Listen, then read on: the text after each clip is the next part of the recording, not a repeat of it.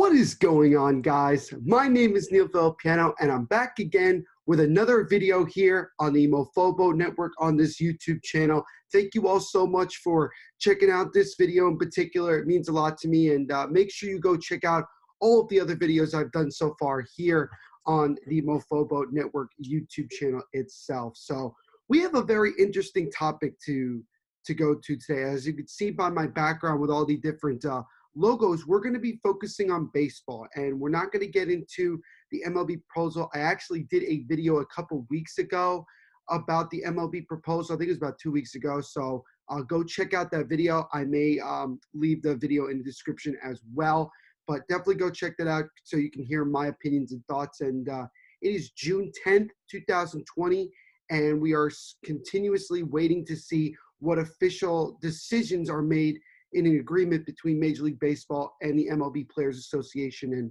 it really looks more and more like there may not be a season. And that's really kind of disheartening in a way. But I'm not going to talk about that today. I'm going to talk about something that I thought was kind of a cool topic when I was really thinking about, what I wanted to talk about on this video. And today we are going to do not really like a top list of these, but we're going to do 16 of the greatest single seasons in Major League Baseball history. So the way this is going to work is basically that I went through several different lists throughout I saw on the internet of different seasons, and I kind of just picked out the ones that I felt were the most tremendous. So you could say sort of that this is my opinion as to which ones I like the most.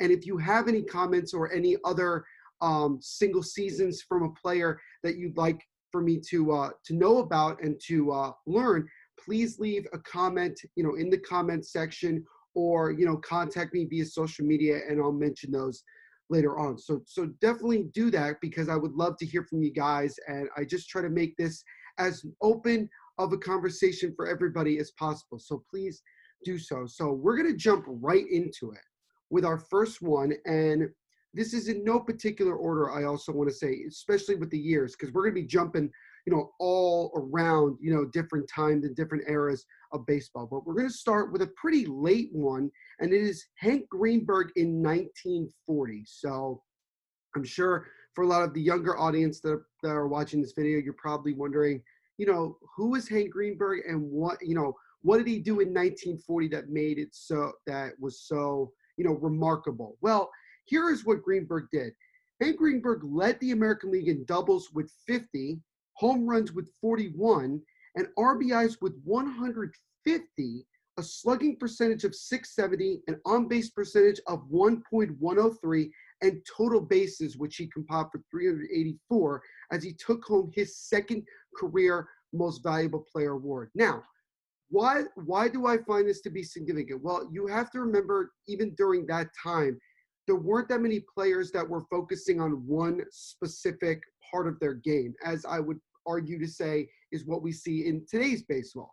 Back then, and for many other times after that, everybody just was basically what you would call a 5-tool player, which they pretty much did everything and anything. And Hank Greenberg is one of those players that he's not going to be those guys that people sit down and talk about constantly. And, there aren't that many people nowadays that probably were around to see him play, so it's a little bit harder. And I just felt that, because of what he did in that one season in 1940, I felt like it was significant, because it's not every year where we get a chance to see somebody do the type of damage that Greenberg was able to do in just one season. So, in my opinion, Hank Greenberg, leading the American League in that many different categories, definitely you deserve to be, American League MVP. And that was the second of his career. So it wasn't like he had never done it before. So it shows you that he was one of those players that was considered maybe the best of that time era. So in 1940, you could definitely say Hank Greenberg was maybe not just the best player in the American League, but he could have been the best player in Major League Baseball at that time. So he's the first one on this list. Number two is Miguel Cabrera back in 2012, so only 8 years ago. And the reason that this is significant is this. Miguel Cabrera became the first Triple Crown winner since Carl Yastrzemski, who did it in 1967. And trust me, we are most likely going to be talking about Carl Yastrzemski later on in this video. But Miguel Cabrera finished the season batting .330 with 44 home runs and 139 RBIs for the Tigers, and he won the first of 2 consecutive American League MVP awards. And what he also was able to do in that time frame was that he actually helped the Tigers get to the World Series that year. Unfortunately, they did end up getting swept by the San Francisco Giants, but he still had a tremendous year. And here was the thing.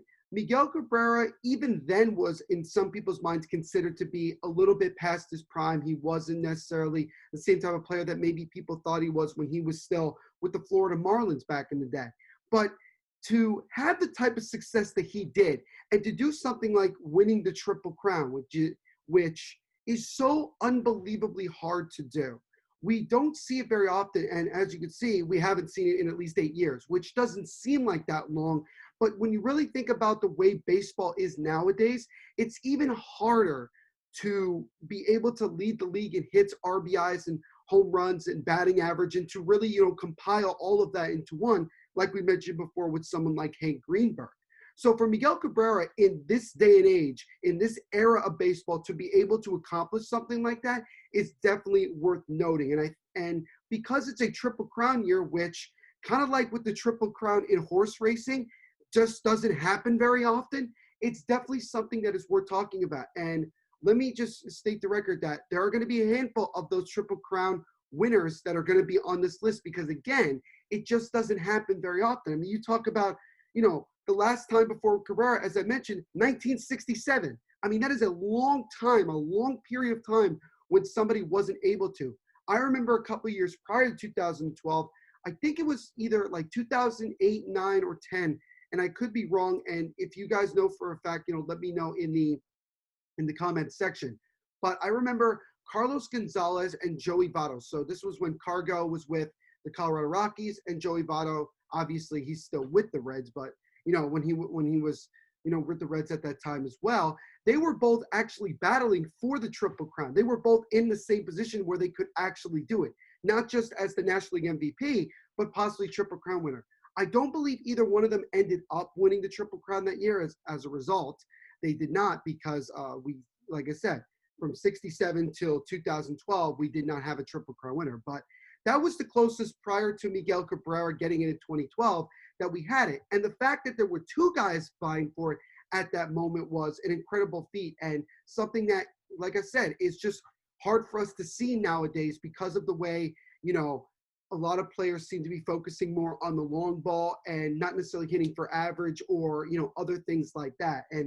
But again, that's just my opinion. And I know that there's a lot of you out there that may agree or disagree. So I want you guys to, let your opinions, be heard. And I will definitely look at your comments and listen to them without a doubt. So Miguel Cabrera, number 2 on this list.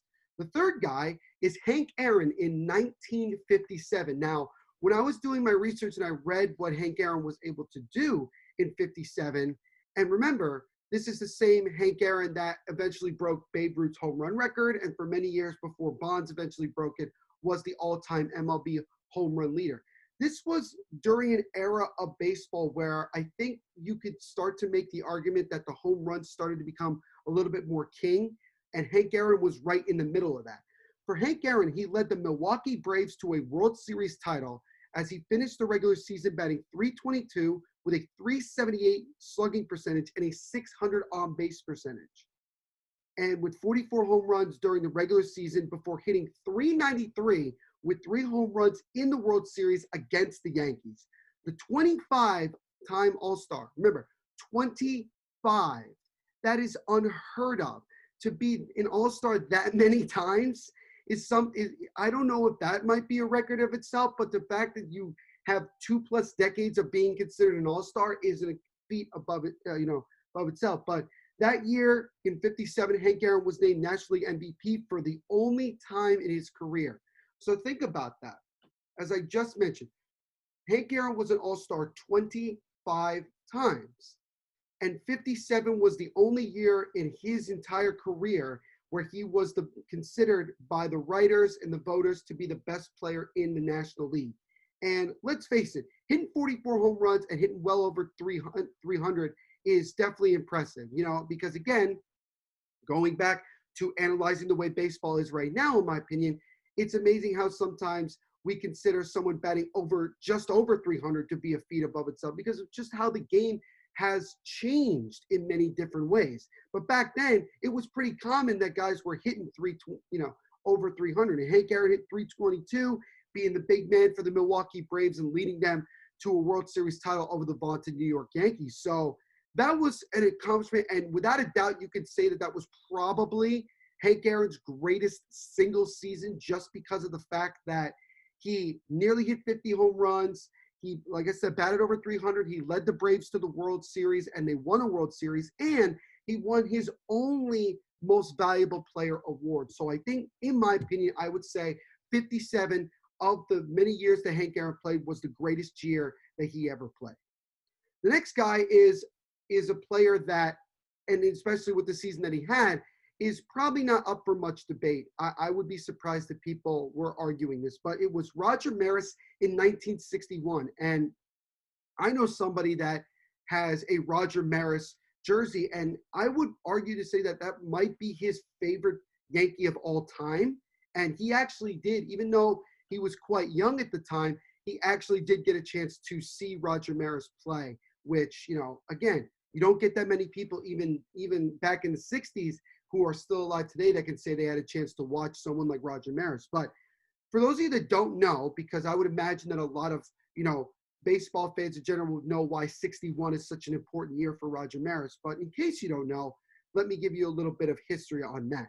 In 1961, Roger Maris broke the all-time single-season home run record, which was held by another Yankee great, Babe Ruth, when he hit his 61st home run on the last day of the regular season. The last day. And I watched a movie that was made about that year 61, which was called 61, about it. And by the way, if you haven't seen it yet, go check it out. It's great. It was a way for me to kind of understand how it was going. But the fact that, I think it was like the day before or a couple of days before, I believe the Yankees were in Baltimore, and Roger Maris got close, and it looked like that he was going to be able to break it in Baltimore, but unfortunately, the Orioles were able to prevent him from doing so. So he went into the last game of that season, and I believe they were playing the Boston Red Sox, and it was at home, and everybody was wondering, could Roger Maris still break it? And I know it was a rainy day. It wasn't like a beautiful day outside, and Roger Maris was able to come up, and he was able to deliver that. And people thought when Babe Ruth hit 61 that because of how tremendous of a player Babe Ruth was and how much of a legend he still is, that people thought that was one of those records that we would never see broken.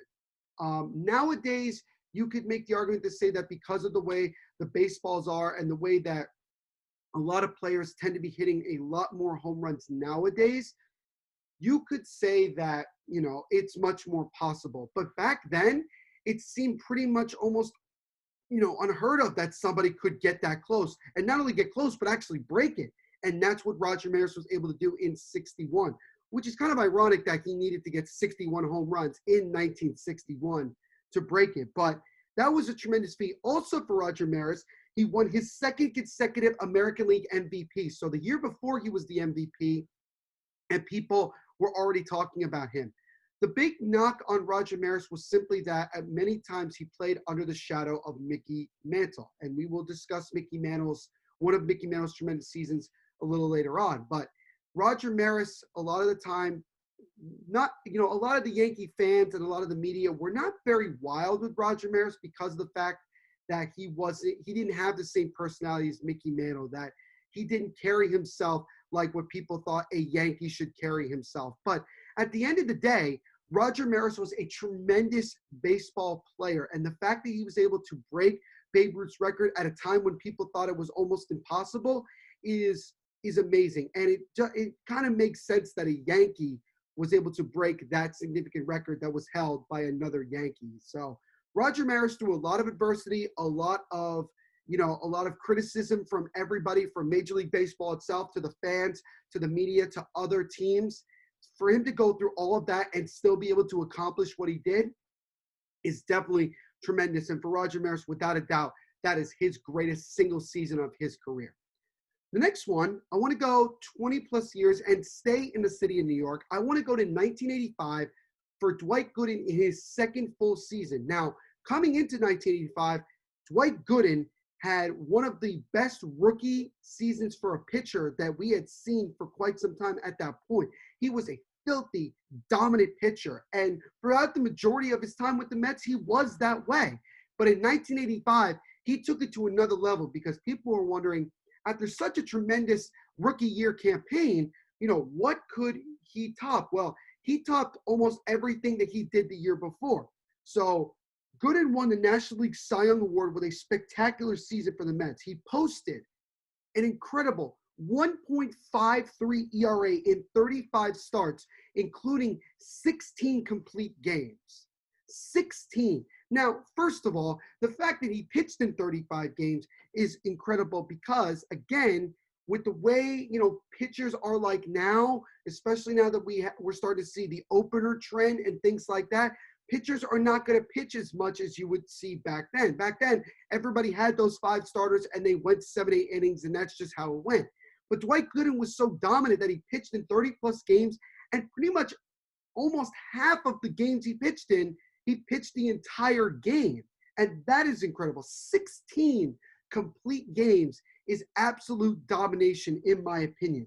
He also led the major leagues in strikeouts for the second consecutive season as he finished with an impressive 268 strikeouts. Now, we have seen other guys get more than that, but you have to understand, at that time when he was pitching and the fact that the Mets were on the rise and just a year later were able to win the World Series, it was it was incredible because the Mets were starting to bring in some really young, talented players. Now, the 2 main guys were obviously Dwight Gooden and Darryl Strawberry. But with Dwight Gooden, nobody, especially in New York, had seen a pitcher like that since probably Babe Ruth, to be that dominant and to be that, consistent. And the fact that you pitch that many games where you actually go the full 9 is unheard of, especially by today's standards. So, Dwight Gooden, you can make the case that might be not only the greatest single season, in his career, but you could say that could possibly be the greatest single season for a Mets pitcher in franchise history. And again, he had higher expectations because after he had a really impressive and very consistent rookie year, he follows it up, by doubling what he did the year before. So for Dwight Gooden, that was definitely, I guess you could say, peak, because even though he had another couple good years after that, and he did end up eventually throwing a no-hitter when he went to the crosstown New York Yankees, you look at that year compared to all the other ones and you say, at that moment of time, especially that year, no pitcher was more intimidating, no pitcher was more, unhittable, no pitcher was more dominant than Dwight Gooden in 1985.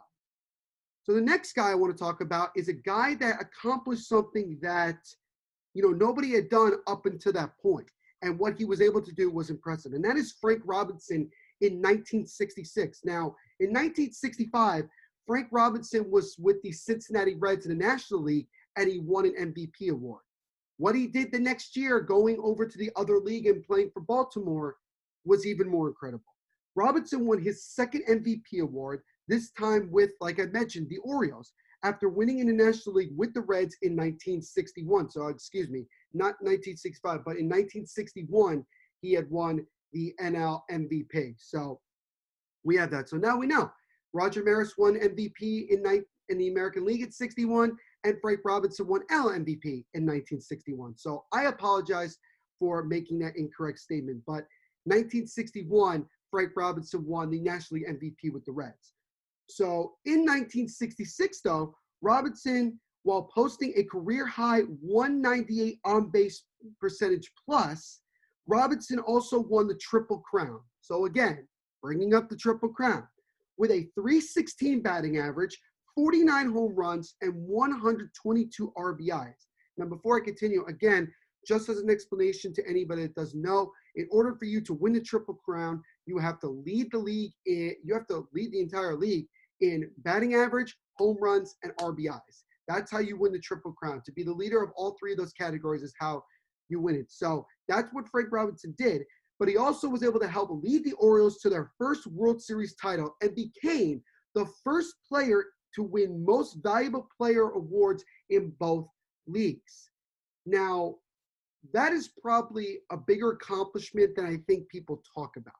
I know people, especially in Baltimore, will talk about Frank Robinson because at that time, you had Frank Robinson and Brooks Robinson. You had the two Robinsons and you had several other really talented players on those Orioles teams. But the fact that Frank Robinson, just a few years before, was able to win in the National League and then go 5 years later, definitely older, obviously much wiser, and wiser with obviously gaining the experience of playing in the league, and then coming to a completely different league where maybe the game is played a little bit differently, but to still be the same consistent, talented player, and to lead the league in all three of those categories and to win the Triple Crown is phenomenal. And then you add on the fact that you've now won an MVP in both leagues. Arguably, you can make the case that he could be considered one of the 50 greatest players of all time because of just that one accomplishment. Because how many players can we say were able to go to both leagues and be that good and be considered the best in that league for a year? So for Frank Robinson, that is impressive because he was able to do multiple things from an individual level and also from a team level as well. Now, the next guy I want to talk about is somebody that I mentioned just a few minutes ago, and that has to be the Mickey Mantle in 1956. And again, you're going to hear me say it. Mickey Mantle also won the Triple Crown in that year. For Mantle, he slugged a career best .705 and swatted 52 home runs during an MVP campaign for the Yankees. A .705 slugging percentage, by the way. He did not bat .705, which I think that would have just, the fact that we can't even get guys to bat .300 consistently, that would have been just ridiculous. But he had a slugging percentage of .705, which also, by the way, is pretty darn impressive. Mantle's slugging percentage was the highest in the season since Ted Williams did it for the Red Sox in 1941 when he batted .735. Mantle won the Triple Crown, like I mentioned before, in that year, and he led the major leagues in batting average with .353, home runs with 52, and runs batted in, RBIs, with 130. So Mickey Mantle, for all of the many years that he was with the Yankees and all the many years that he was very good, you definitely have to say that was peak Mickey Mantle. That was, nobody in baseball was better than him. Nobody in baseball was as recognizable as Mickey Mantle.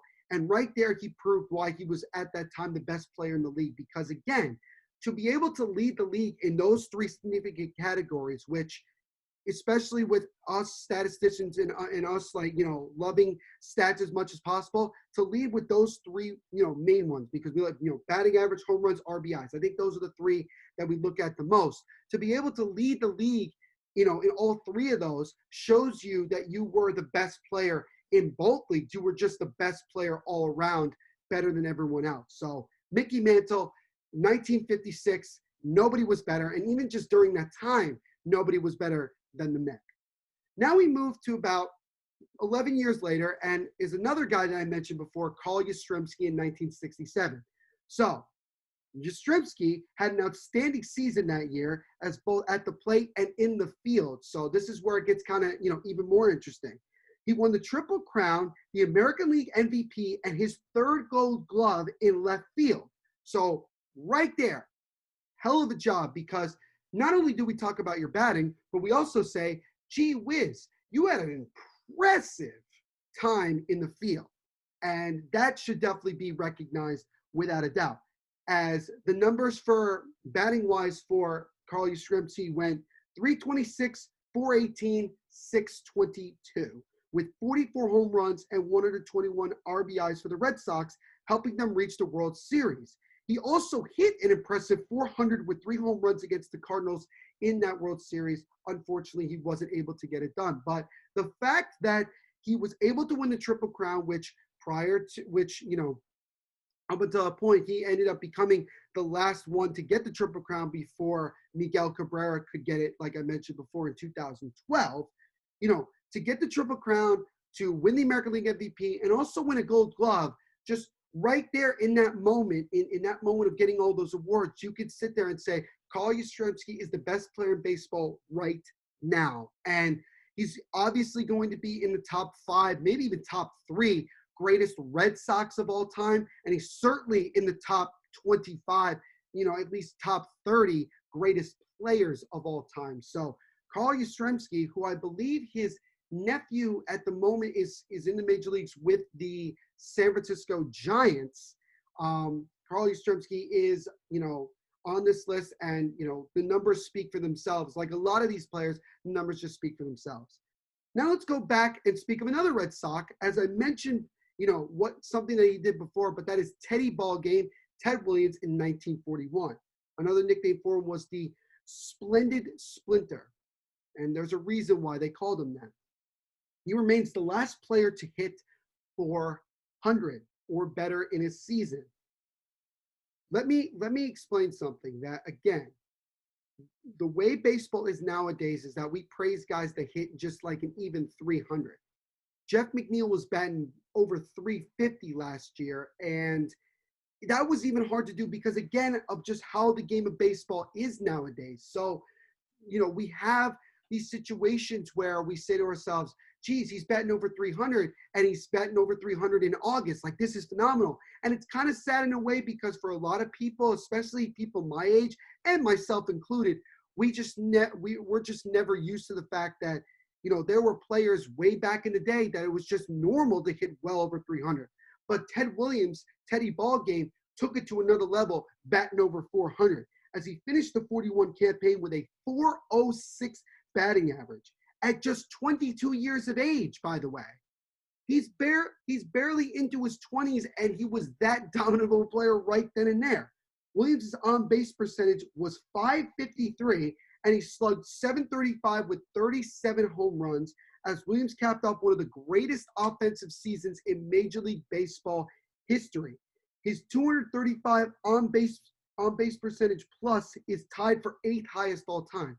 So OPS plus is just another way to help with, understanding on-base percentage. And the fact that he's in the top 10 for that one season is really hard to do, even nowadays, to have a top 10 season like that. But without a doubt, Ted Williams, just the dominant hitter. You could make a case that he might be the greatest Red Sox of all time. People want to say, oh, what about Babe Ruth? And I say, well, he did end up going to the Yankees and doing even more damage. So, I would say because Ted Williams played pretty much his entire career with the Red Sox, it would make more sense to say that I think Ted Williams is probably the greatest Red Sox of all time. And the fact that even now, to this day, nobody has been able to get to 400. I mean, it's 2020. We're 21 years away from making it 100 years since somebody hit 400. Is there a possibility that we'll get to that point? Well, if the Chicago Cubs could take over 100 years before they win their next World Series, I think that this is also a possibility. So, again, the fact that it's one of those records that that is still standing just goes to show you how much the game of baseball has changed and how great of a player someone like Ted Williams really was. To bat 406 is unfreaking heard of. The only time you might ever see that is if you play MLB The Show, the video game, on rookie mode. Other than that, you're just not going to see anybody bat over 400, let alone get to like 375 at this point, the way game of baseball is. But there are a couple guys on this list that got pretty darn close, and we'll talk about them in just a little bit. But Ted Williams, his greatest season of all time at the age of 22. A lot of the time, one of the most impressive things when it comes to age is if you're able to have a tremendous season when you're very old or incredibly young. And for Ted Williams in that standpoint, he was very young and was very, very good. The next player I want to talk about, we're going to go back to a pitcher, and this is Orel Hershiser in 1988. Now, Orel Hershiser did something that I believe is still a record to this day. Hershiser's phenomenal season was highlighted by an MLB record 59 consecutive scoreless innings. Let me repeat that. 59 consecutive scoreless innings. If somebody gets over 15 nowadays, that's incredible. But the fact that Oral Hershiser went 59 consecutive innings without giving up a run is without a doubt unheard of. Absolutely unheard of. The Dodgers right-hander posted a 2.26 ERA and logged 15 complete games. So again, like Dwight Gooden got 16 complete games in 1985, 3 years prior. Again, that also shows you how hard it was, in that, even in that standpoint, was phenomenal. Also, Hershiser got 8 shutouts, which I'm sure a lot of those were involved in the 59 consecutive inning scores. But the fact that you go that many innings without surrendering a run is the full definition of dominance. That, yeah, you're going to get a hit, but you're not going to come home safely. You might touch home plate with 2 outs, but that doesn't mean that the run's going to count. I mean, you're just not going to score, and that's just basically it. I'm sure during that stretch, there were players on other teams that just say, if we somehow get just 1 run, it's a miracle because of just how dominant and how unhittable Oral Hershiser was at that time. So in 1988, there was no question that Oral Hershiser was the best pitcher in the major leagues, hands down. Now, I want to talk about another pitcher, and this is somebody that I know has mentioned this guy before as one of the top 3, maybe even top, at least top 5 greatest pitchers he ever saw pitch live, and that is Sandy Koufax in 1965. Sandy Koufax, in the midst of a 5-season stretch that is among the greatest ever put together by a starting pitcher, Koufax that year posted a 2.04 ERA in 43 games.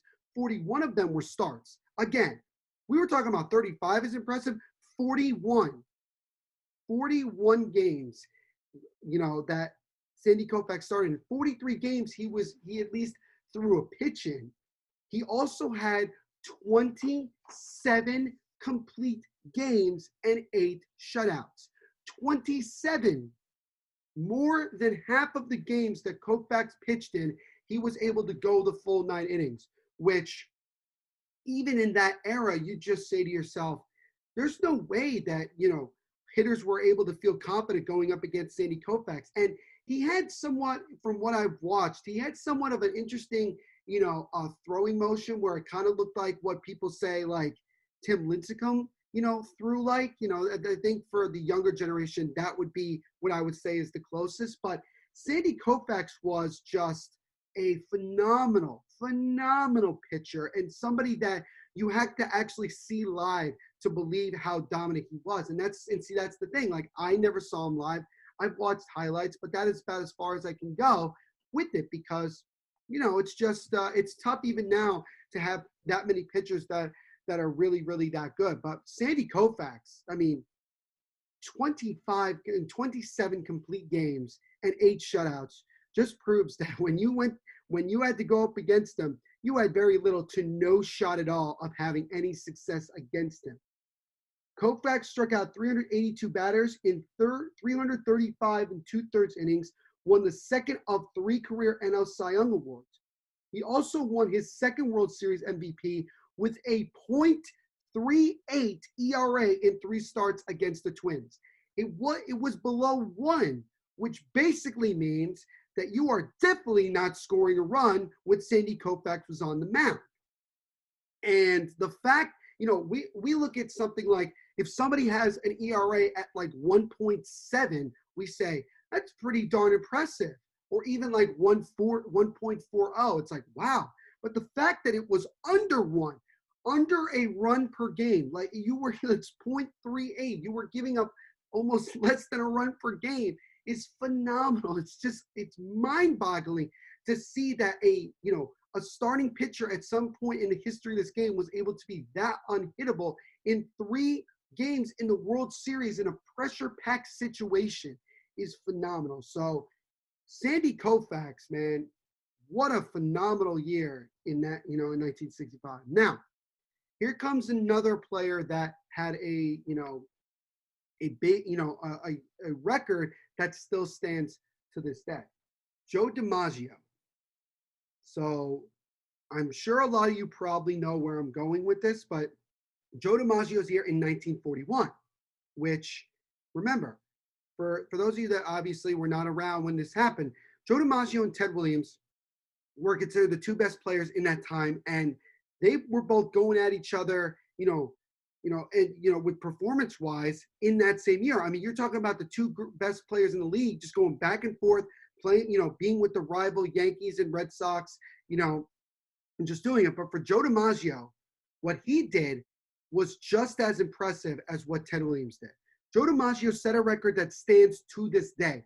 To this day, it's 2020, and this is still not broken. And it has gotten close.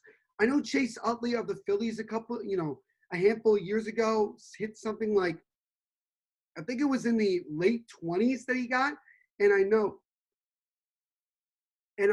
that there was a minor leaguer a couple of years ago that hit like 35 consecutive games or something like that. It was close. But this streak is still not broken to this day.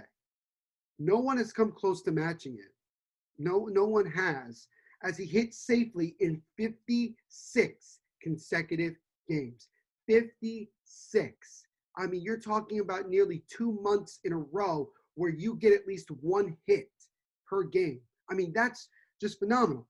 Well, Williams, like I mentioned, Ted Williams hit 406 for the season. It was Joe DiMaggio who was named the American League MVP as he slashed a 357 batting average, a 440 on-base percentage, and a 643 slugging percentage with 30 home runs for the Yankees that year. So again, Ted Williams, Joe DiMaggio were going at it game in and game out.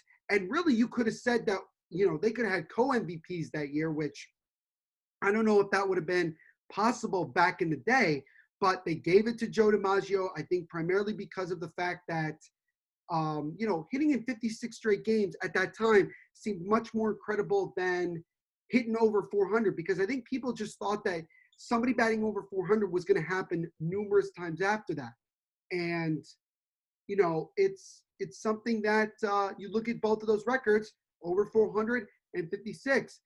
We're getting pretty close to where it's been 100 years since somebody has done either one of them.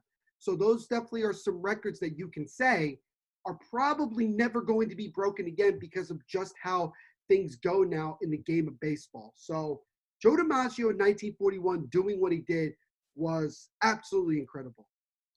Now, let's go back to another pitcher. I want to go to 1968, and this is Bob Gibson. Now, again, this same person that I mentioned before also had the chance to watch Bob Gibson play and said that was probably the greatest pitcher he ever saw. And let me be clear, this person in particular has seen a lot of the game's greatest pitchers come through. So for him to say that Bob Gibson was probably the best pitcher he ever saw shows you how good it was. And even Major League Baseball.com wrote an article 2 years ago that put Bob Gibson's year of 1968 as the second greatest single season of all time. And I'm going to tell you why. Bob Gibson posted a 1.12 ERA over 34 starts, which is the lowest single season ERA since Dutch Leonard's .96 in 1914, I think it was. It says they said 14, so I'm not sure, but I'd have to fact check myself, but it's 1914. The intimidating right-hander was utterly overpowering as he tossed 28 complete games. We talked about like 27 and, different records, but 28, including 13 shutouts. He got over 10. He got over 10 shutouts. I mean, that's phenomenal. That's pure dominance. And I know I like to use the word. I think you guys could play a drinking game with this video on to how many times I've said the word dominance, because, again, when it comes to these single seasons, dominance is the best word to use because of the fact that nobody could stop them from being able to have this amount of success. In the World Series that year, Gibson had a 1.67 ERA and 35 strikeouts in the 3 starts. He won the NL Cy Young Award and also National League MVP. And again, let's talk about this real quick. Right now, obviously, with the tragedy that happened with George Floyd's, murder a couple weeks ago, and the Black Lives Matter movement, taking another step towards ending racism, which is what many of us want, including myself. At the end of the day, to have somebody who was right in the middle of, a lot of the any of the civil rights movement, and still with a lot of people, being very cruel to Black people and even with Black athletes, for Bob Gibson to go through that probably and to still be the best pitcher in the game and pretty much be unhittable almost every time he took the mound shows you that Black people have made significant influences in everything, including sports, and even in sports where people say, well, they're not as involved as you may think. But Bob Gibson in that year was unhittable. That's the word you use. In 1968, he was just unhittable. Nobody could touch him. To have that much consistency, because again, even consistency is something that has been lost, I would say, in baseball and in athletes here today. To be that consistent and to go that long in games and to have 10 plus shutouts are feats that we will probably never see again, and something that as these records or as these feats, you would say, continue to get older and older, they become more and more legendary. And that 68 season for Bob Gibson every single year, pretty much every single day, gets more and more legendary. And as a result, we are talking about it here today. Now, the next guy I want to talk about is somebody who I did a video on about a month and a half ago. And if you haven't checked that out, go check that out as well, because it's a really good one, and I would really love for you guys to go check it out. And that is Roberto Clemente, who is the greatest Latino baseball player in the history of the game. His number should be retired because his influence in the Latino community and also the Latino influence in Major League Baseball, his influence was just as big as Jackie Robinson breaking the color barrier when he did. And that is why I think Roberto Clemente's number should be retired all throughout baseball. And again, if you want to hear why I think that way, go check out that video here on the Mofobo Network YouTube channel. Go check it out. I'll probably leave a link for that as well. But I want to go to Roberto Clemente's 1971 year, which was the second to last year before, unfortunately, he was taken from us way too soon. 1971, Clemente had arguably his finest season in his illustrious career at the age of 36. So we had talked about before that usually people look at seasons and they say it's incredible when you're either very old or very young. For Ted Williams in 1941, he was very young. For Clemente in 1971, he was pretty old. I mean, 36, you would say, okay, that's when your career should be pretty much wrapping up. But Clemente made it to his 11th All-Star game while batting .341 with 178 hits and 86 RBIs. Now, there have been other years where he had over 200 hits and his batting average was better than anybody's, and he won an MVP. But it's not just what he did in the regular season, it's also what he did in the postseason, particularly in the World Series, as I'll explain here.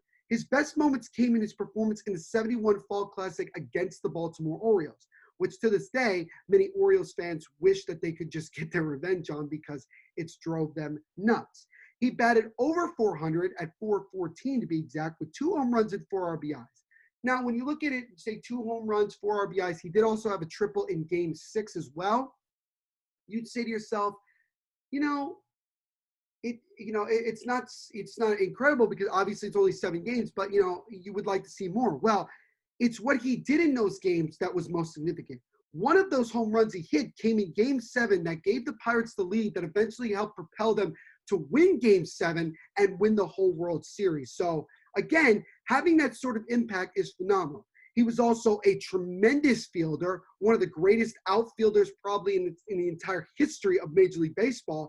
And the fact that at 36, he was still able to make significant contributions to helping the Pirates win a world championship just shows you the incredible player that Roberto Clemente was, because we've talked about on this YouTube channel about his impact off the field.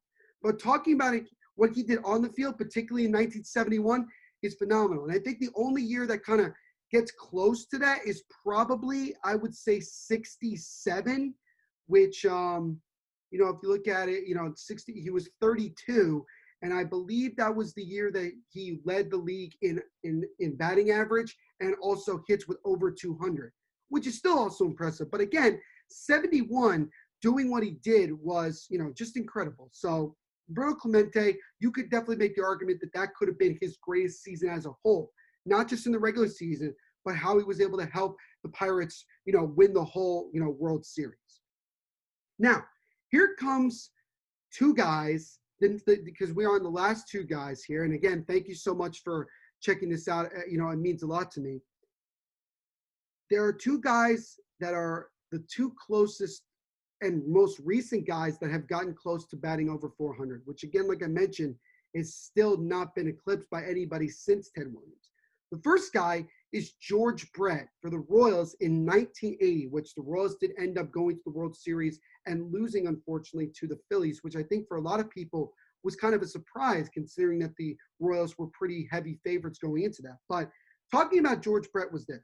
All these impressive statistics that George Brett had done before were just a prelude to what he did in the year 1980, when Brett won the American League MVP and batted .390, which is a modern record for a third baseman, by the way. .390. So George Brett, was so close at that point. He was the closest player to batting 400. And it wasn't like he was, you know, if you look at it, and I heard this on the radio yesterday, and this is kind of phenomenal, that through 51, 52 games of that year, George Brett was only batting something like, you know, 350 or 345. So it took him a long time to get to that point over a 160-plus game season. But the fact that he finished just 10 points on his batting average shy of becoming the second player in Major League history to bat 400 shows you the incredible consistency that he had as a hitter to go up there and know that he was going to get big hits and he was going to get a lot of them on a consistent basis. So Brett's batting average was at or above 400 as late in the season as September 19th. So as the season drew to a close, he actually was right there. And unfortunately, whether it was, you know, him getting tired or whatever the case may be, it did unfortunately drop. And the country closely followed his quest to bat 400 for an entire season, a feat which, like I mentioned before, has not been accomplished since Ted Williams back in 1941. So George Brett, you could say that was probably his greatest season statistically, and the fact he was also significant in helping the Royals get to the World Series. And I think had the Royals been able to win that World Series, I think you could have considered that to be in the top 5 greatest seasons of all time, because again, he batted .390, which at that point was the closest anybody had gotten to Ted Williams' record at .406.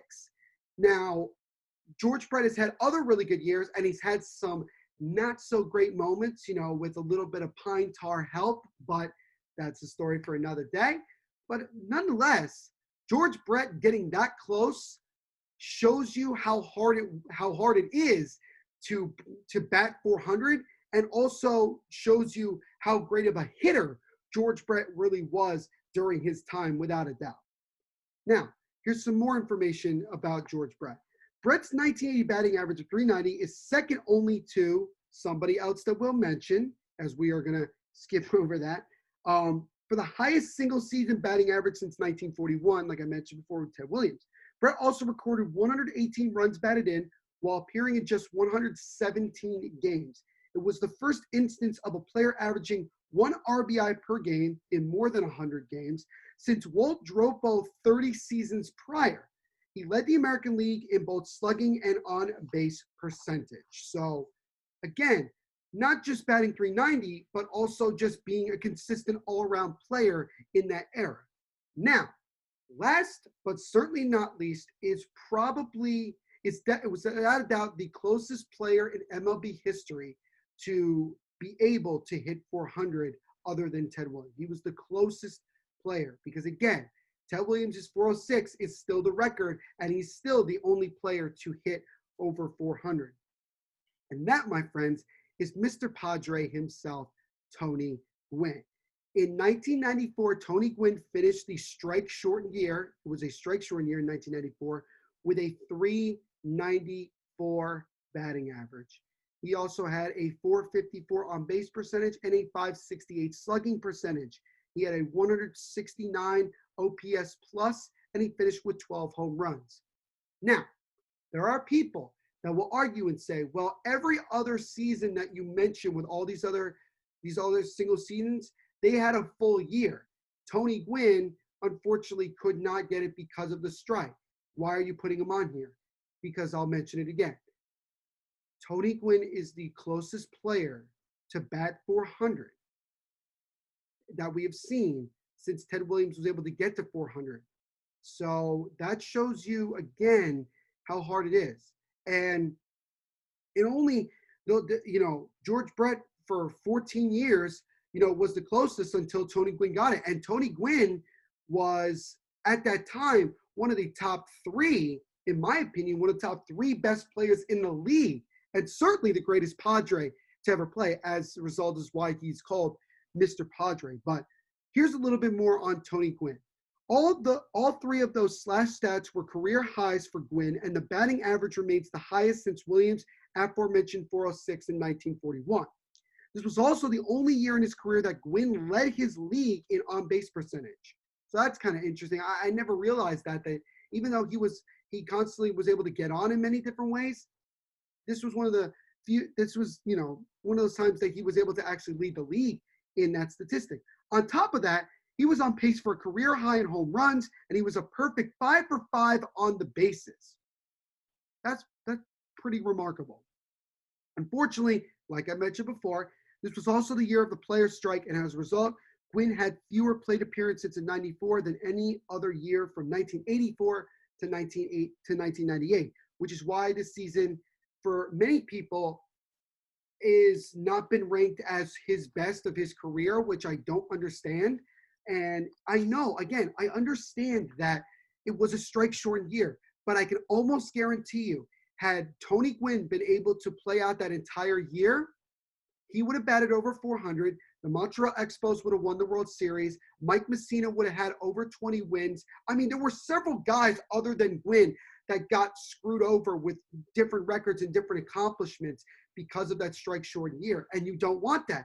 And maybe that should be a lesson for the MLB and the MLB Players Association with what's going on right now with trying to just return to play. That should be something. But Tony Gwynn, 394. Nobody is going to come close to that. Nobody has gotten close to that since. Just getting to 394 is a challenge of itself. Just getting to 350 and finishing at 350 is hard enough. And for Tony Gwynn, everybody I've talked to and every single writer, reporter, analyst, whatever you want to say, all has agreed on the same thing. If the full season had happened in 1994, Tony Gwynn bats not only at 400, he probably is going to break Ted Williams' record. I think he would have gotten to at least maybe 410, 411 probably. Because even when the season stopped, and this was like something like 20, 25 games after the All-Star break, he was on a roll at that point. Like, he was really in that perfect rhythm where everything was clicking. He was getting on base. The batting average kept going up and up and up. And the country was paying attention, like they did with George Brett, that said, oh my goodness, he's almost there.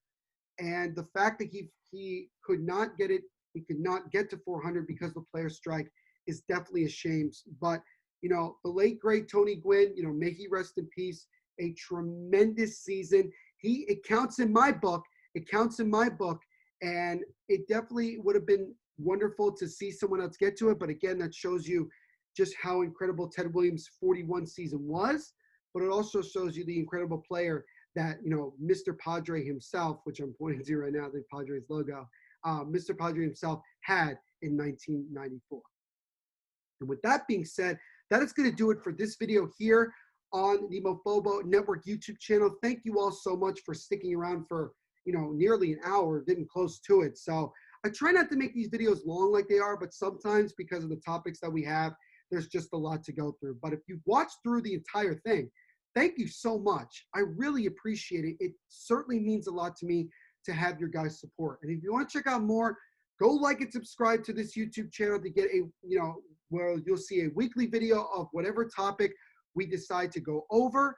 Make sure you check out and subscribe to the Mofobo Network podcast on Anchor and Spotify and every other place you can get podcasts, where you can see, we get between 2 to 3, podcast episodes a week. So we can, we talk about, different things that are going on. We have different guests from time to time, which is great. So go check that out as well. We have the Mofobo Network Facebook page, which you can stay up to date with the new podcast and also YouTube videos. So later on, when this is posted, you will get it. If you go to that page, you'll see a link to this video. So make sure you go check it out. Follow me on Twitter at THENVPSHOW and on Instagram at NVPQB11. Go check out my book on Amazon, JETS Pain, Pain, Pain, which is the pain and suffering of being a New York Football Jets fan. So if you're a Jets fan or a football fan or know somebody who's one of those, and or if you just want to support me, go check it out on Amazon. It's for the price of $19.69. And if you're a Jets fan, you probably know why I chose that. It's for hardcover and ebook, whichever you choose. And last that I just want to mention, and I've mentioned it on the podcast, but I'll mention it here. As of today, I am the official host of the Devil's State of Mind podcast, which is the official New Jersey Devils podcast on the Hockey Podcast Network. I just had my first episode come out this past Monday. So that was June 8th, to be exact. Yes, June 8th. And I will have a new episode coming out every Monday on, Spotify, SoundCloud, pretty much wherever you listen to podcasts, you can check out the Hockey Podcast Network and go check out Devil's State of Mind. So if you're a Devils fan or a hockey fan, definitely go check that out. And we have social medias for it. So there's at Devil's State, which is on Twitter, at Devil's State of Mind on Instagram, and we also have the Devil's State of Mind Facebook page as well. So with that being said, thank you all so much for tuning in today. There will be a video, there will be a subscribe button and a video of my previous video. And I'll also leave a link to the other 2 baseball videos that I mentioned that are on this YouTube channel that you guys should definitely go check out. So again, thank you all so much. And as I always say, no matter what's going on in the world, no matter what hardships you might be dealing with, just remember when you wake up in the morning to kick some Mofobo. My name is Neil Villapiano, and we will catch you all in the next video. Please stay safe, wash your hands. Thank you to all the essential workers, and God bless.